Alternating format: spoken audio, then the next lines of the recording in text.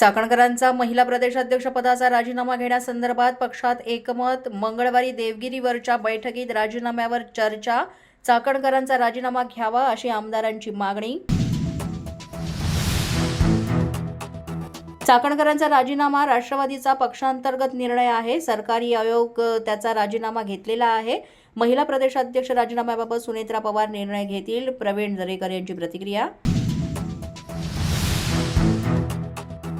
भोंदूबाबा खरात विरोधात 8वा गुन्हाही दाखल. नरबळी आणि अंधश्रद्धा निर्मूलन कायद्याअंतर्गत पोलिसात कारवाई. 2018 ते 2025 दरम्यान फिर्यादीला जीवे मारण्याची धमकी देत आर्थिक लूट केल्याचा आरोप.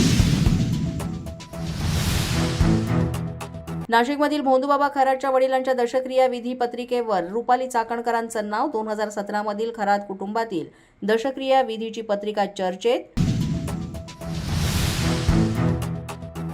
भोंदूबाबा खरातच्या विशेष भक्त परिवारामध्ये एका आमदाराच्या पत्नीचा समावेश असल्याची चर्चा. अधिकृतरित्या कोणतंही नाव जाहीर नाही. संबंधित आमदारांची पत्नीची भूमिका काय याचा तपास सुरू. चौकशीत आणखी धक्कादायक खुलासे होण्याची ही शक्यता.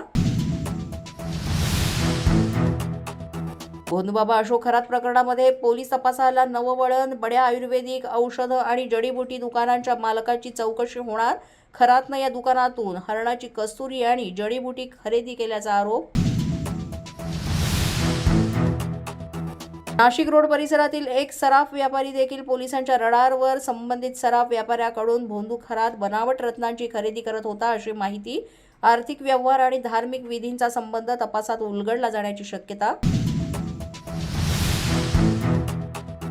खरातच्या भोंदूगिरीला बळी पडलेल्या राजेंद्र जासूद यांनी सांगितला नकली सापाचा किस्सा. खरात भक्तांना अवतार पूजा आणि नागदेवतेचं दर्शन घडवण्याच्या बहाण्यानं मंदिराच्या पाठीमागे घेऊन जायचा. हातातले तांदूळ पडू देऊ नका असं म्हणत नकली सापाला पुढ्यात आणायचा.